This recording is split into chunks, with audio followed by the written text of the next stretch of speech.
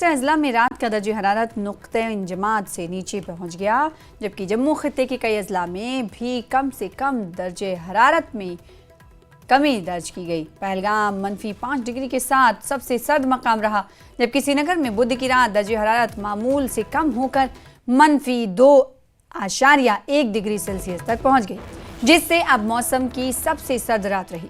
महकमे मौसमियात की पेशगोई के मुताबिक 29 नवंबर से 3 दिसंबर के दरमियान कुछ इलाकों में बारिश और बर्फबारी का इम्कान है, जबकि 2 दिसंबर को मौसम ज़्यादा ख़राब रहने की तवक्को है।